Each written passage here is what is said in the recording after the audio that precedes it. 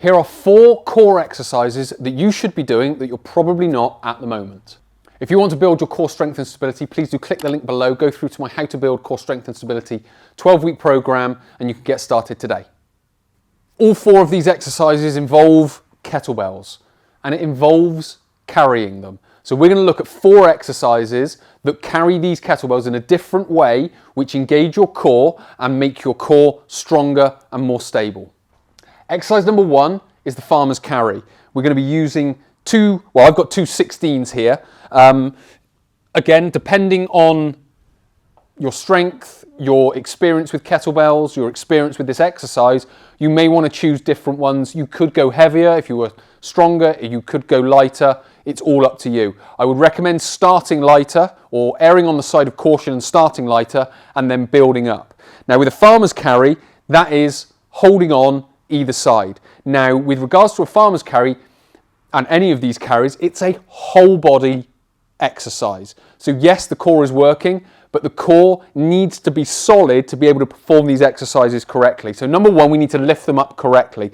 Now I'm not going to go into the ins and outs of lifting, but we need to come down, lift the weight up. So what we've now got is 1 kettlebell either side. So if we talk about the position we need to be in, what we don't want to do is that and then start walking. Where we want to be is up. So we've got shoulders back and down, we've got the chest up, we've got the head in line, we've got the core engaged. What we're also going to do, once we've got that position, is we're going to focus on the hands and what the arms are doing.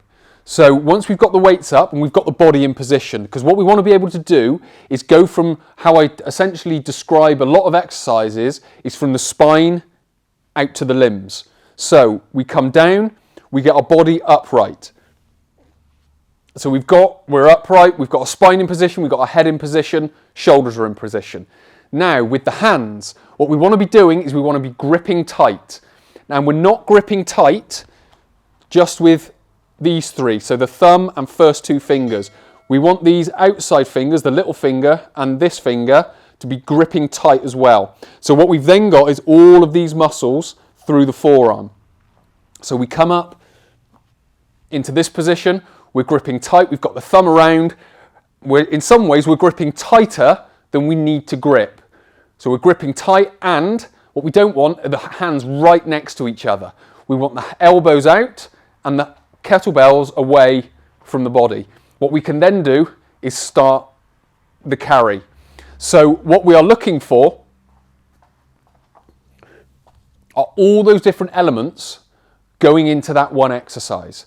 And because we've got a weight in each hand, whenever we lift a leg, obviously the torso's got to work that much harder to support that position when the foot comes off the floor. So another reason why it's such a good core exercise, because it involves, number 1, the whole body. Number 2, we use a single leg stance, essentially a split stance. So we've got 2 different positions of the feet. So again, the core has to work dynamically. And then we've got the grip strength, the shoulder strength, the upper body strength that goes with that. And what that allows us to do is build whole body strength. So everything is congruent. So our arms are as strong as our torso.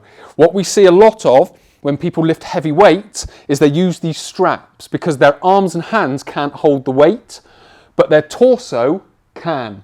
So what basically starts to happen is their grip isn't strong enough, but their body is. So they get out of sync with whole body strength. So they get certain areas that are very strong and certain areas which aren't as strong. But what we want to do is get everything as strong as each other. So we come into these positions, we come upright, we grip tight, arms away from the body, and then we start to walk and go into those positions. So exercise number 1 is the farmer's carry. Exercise number 2 is the suitcase carry. It's a little bit of a progression on, and essentially it's the farmer's carry, but just with one hand. So we've got the suitcase.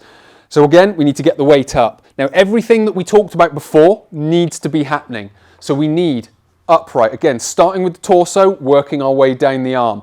What we then do, tummy tight, shoulder back and down, arm out, grip tight, and then we can start our walk. Now, What do we do with this hand? Do we just leave it by our side and it can just sort of wave? No, we don't, because what we want to be able to do is, again, we want that whole body engagement. So what we need to be able to do is keep tension through the side that isn't lifting as well. So when we come into this position, now there's a few things you can do. You can literally clench your fist and sort of hold like that. So we're out. I've got my fist clenched, so I've got all my arm muscles working. I've got my shoulder back and down, and now I can walk. If I just leave it limp, I'm not getting that full benefit from the exercise. So what I need to be able to do is get the other arm engaged as well. Again, what that's doing, that's keeping the whole body engaged, it's keeping the nervous system online, and it's being able then to hold the weight in position and not getting dragged out of position because one side is slightly slack. Obviously what we would do is we would start with one hand. Now I obviously haven't got the space to do a huge amount of walking here, but I'm gripping tight here. I'm going to walk across, and then when I get to the other end or other side or wherever I'm doing it, I swap over, grip tight, and back I come. So again, all the teaching points of the farmer's carry over into the suitcase carry. It's just when we get to the suitcase carry, we're then enhancing one side of the body.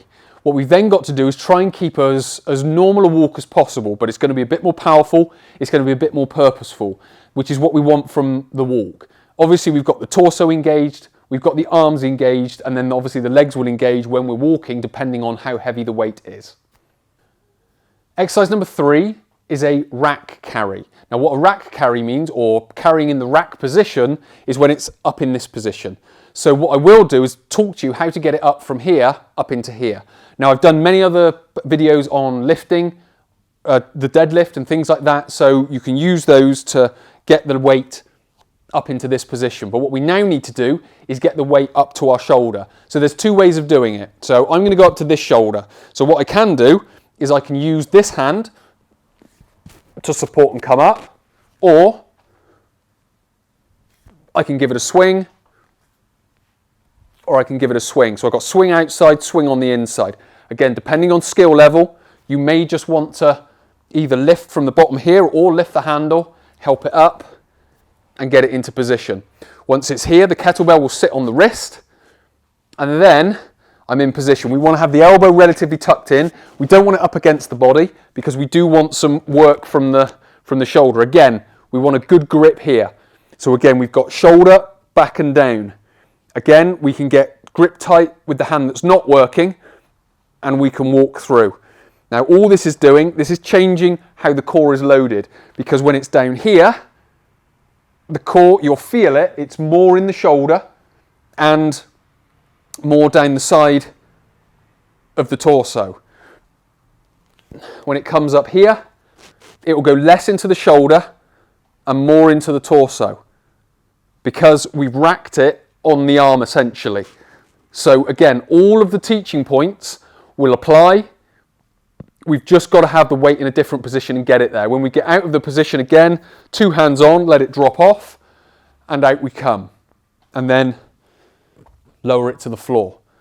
So the carry in the rack position, again, keeping the head up, shoulders back and down, grip tight. Don't just let it sit there. What you also want to try and avoid is when you get it up, try not to come out there because you'll overload the shoulder too much. Keep the elbow tucked into the body, and then we can walk through. So once we get into that position, we're loading the core differently. Obviously we'll do it one way on this side, turn around on the other side.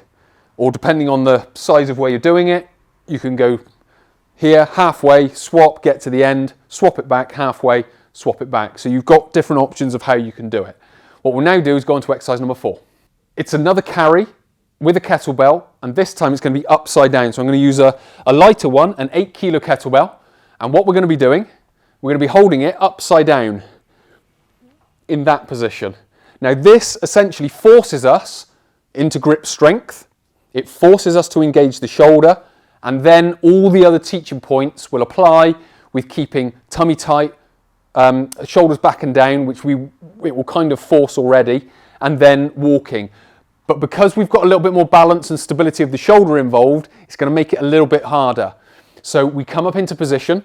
What we're looking for is basically a 90-degree angle at the elbow with the humerus or the upper arm parallel to the floor, forearm nice and vertical, and then walking through. Now this will help light up the shoulder and the side that it's on.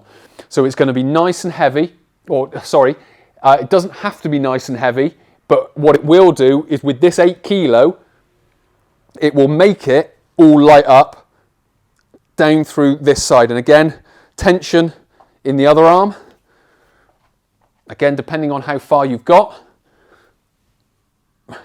Tension in the opposite arm, walking through. So these are 4 exercises, 4 different carrying exercises that will give you greater core strength and stability because it gives you a whole body strength and stability. So we've got the farmer's carries, we've got the suitcase carry, we've got the rack carry, and we've got the upside down kettlebell carry. If you like this tutorial, please do click the like button below. If you've learned something new, hit the thanks button. If you want to watch more of these tutorials, hit the subscribe and bell icon. And if you want to leave a comment, leave it below. And also, if you want to build your core strength and stability, hit the link below.